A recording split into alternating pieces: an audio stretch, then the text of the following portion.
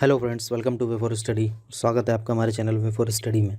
और इस वीडियो में हम बात करेंगे रेगुलेटिंग एक्ट के बारे में।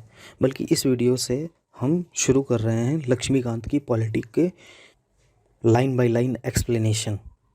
रेगुलेटिंग एक्ट 1773 देखेंगे, ठीक है। Regulating act of 1773। सो चलिए शुरू करते हैं। तो सबसे पहले बात करते हैं टर्म रेगुलेशन की। रेगुलेशन होता क्या है?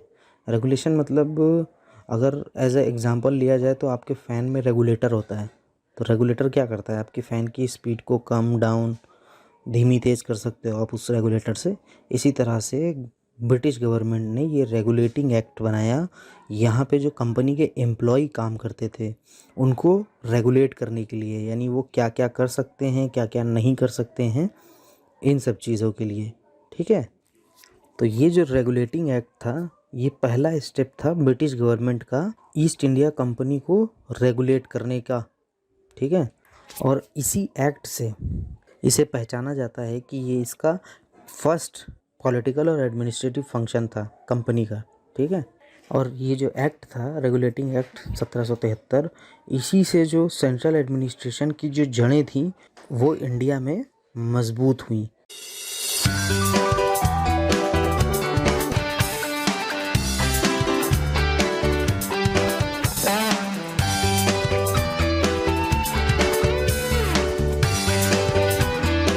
और अगर इस एक्ट के फीचर्स की बात की जाए, पहला फीचर इस एक्ट का ये है कि गवर्नर ऑफ बंगाल को गवर्नर जनरल ऑफ बंगाल बना दिया गया है।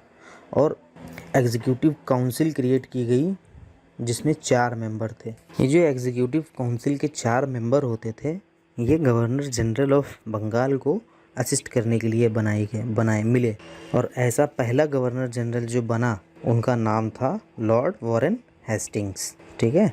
उसके बाद अगर सेकंड फीचर की बात की जाए तो इसने गवर्नर ऑफ बॉम्बे और मद्रास को क्या किया, जो बॉम्बे और मद्रास प्रेसिडेंसीज थी उनको सबऑर्डिनेट बना दिया गवर्नर जनरल ऑफ बंगाल के अंडर। पहले ये तीनों इंडिपेंडेंट हुआ करते थे, मतलब अपने आप में अलग अलग थे। तीनों के अपने अपने अलग अलग पावर्स थे और तीनों एक दूसरे से इंडिपेंडेंट थे। लेकिन ये रेगुलेटिंग एक्ट 1773 ने क्या किया कि बॉम्बे और मद्रास जो प्रेसिडेंसीज थी, जो इनके गवर्नर थे, इनको गवर्नर जनरल ऑफ बंगाल के अंडर में ला दिया, ठीक है। इसके बाद अगर इसके तीसरे फीचर की बात की जाए, इससे जो है एक सुप्रीम कोर्ट बनाई गई। तीसरा फीचर ये है, एक सुप्रीम कोर्ट कलकत्ता में बनी 1774 में, जिसमें एक चीफ जस्टिस होता था और 3 और जजेस होते थे।